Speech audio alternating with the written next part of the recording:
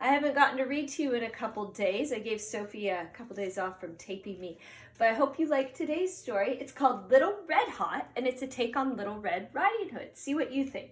It's by Eric A. Kimmel, and the pictures are by Laura Haliska Beath.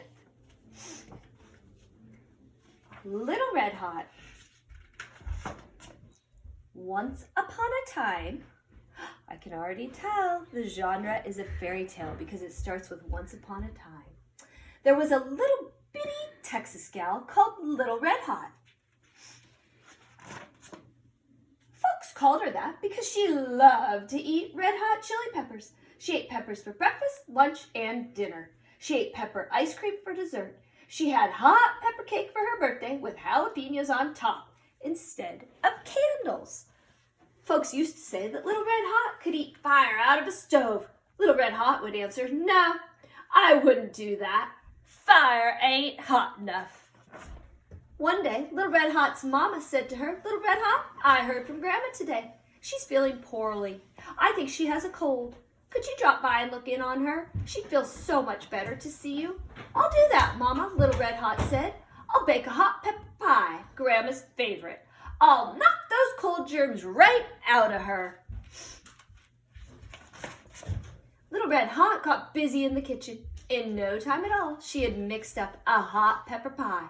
She used Louisiana hot sauce instead of milk and filled the crust with eggs, cheese, and the hottest chili peppers she could find. Jalapeno peppers that could make a grown man weep. Tabasco peppers that could knock over a longhorn. Habanero peppers that could take the paint off a wall. And Naga Holokias from India, one of the hottest peppers in the world. Warning! Each one came with a warning label. Little Red Hot put the pie in the oven to bake. She didn't have to turn the oven on. That pie was so hot, it baked itself. Little Red Hot got on her pony and set off for Grandma's house. Along the way, she met up with Pecos Bill and his cowboys. "Hey, Little Red Hot, where are you going?" they called to her. "I'm taking a hot pepper pie to Grandma. She has a cold," Little Red Hot said. "Now you be careful on your way to Grandma's house," said Pecos Bill. "We just talked to 3 little tamales. They said that Senor Lobo, the big bad wolf, is prowling around the neighborhood. You keep an eye out for him." "I'll do that, Pecos Bill," Little Red Hot promised. No sooner had Pecos Bill and the cowboys ridden out of sight when Little Red Hot saw a big gray animal loping toward her. "Hold it right there! Don't you come any closer," Little Red Hot yelled. "I know who you are. You're Senor Lobo. Pecos Bill warned me about you." The big gray animal stopped running. "You got me all wrong, miss," he said. "I'm not Senor Lobo. I'm Senor Coyote. I may be tricky, but I wouldn't hurt a fly." "You're mighty big for a coyote," Little Red Hot said. "You're a mighty smart little girl, and pretty too. Where are you going?" "I'm going to visit my grandma. She's feeling poorly," said Little Red Hot.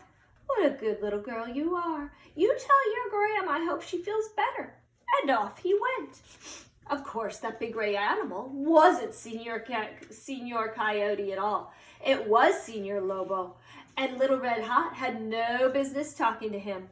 But it was too late to do anything about that now.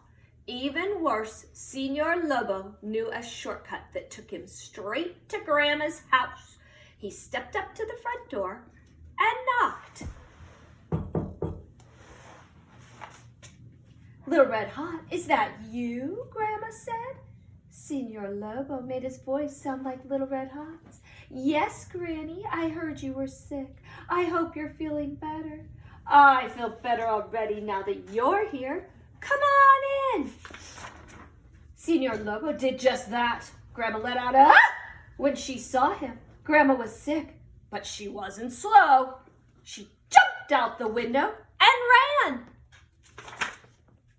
"I'll catch her later," Senor Lobo said. He rummaged through Grandma's clothes until he found a spare nightcap and nightgown. Why do you think he's doing that? He put them on and hopped into bed just as Little Red Hot arrived. Howdy, Grandma, it's Little Red Hot. I'm sorry you don't feel good. Why is your front door open? To let in the breeze, darling. To let in the breeze, Senor Lobo said. I brought you a surprise, Grandma. Little Red Hot went into the kitchen. She cut a big wedge of hot pepper pie and put it on a plate. She carried it to Grandma's bedroom. Do you think the wolf will eat the pie? Senor Lobo lay on the bed with the covers pulled up to his nose. Little Red Hot looked at him real hard. Grandma, what big eyes you got. The better to see you with, darling, Senor Lobo said. Grandma, what big ears you got. The better to hear you with, darling, Senor Lobo said. Grandma, what big teeth you got. Now don't say another word, 'cause I know what they're for, said Little Red Hot. What are they for, darling? Senor Lobo asked. What do you think they're for?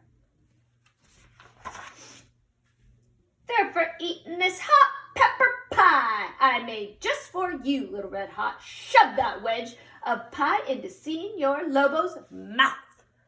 What do you think Senor Lobo's gonna do? To say he yelled wouldn't do him justice. He hollered so loud, space aliens could have heard him over in the next galaxy. He didn't go out the front or the back. He shot straight up like a rocket, right through the ceiling of Grandma's bedroom, trailing fire and smoke as he went. That's when Pecos Bill and the cowboys arrived. Grandma told us Senor Lobo came by. Where is he? Little Red Hot pointed up at the hole in the ceiling. He went that way. I don't suppose he'll be back. Would y'all like to stay for supper? I got hot pepper pie for everyone. No thanks, Little Red Hot, Pecos Bill and the cowboys said. We're brave, all right, but not that brave. So Little Red Hot and her grandma ate that hot pepper pie all by themselves, every last crumb. And guess what? It knocked those cold germs flat out, just as Little Red Hot had promised. Have a great day.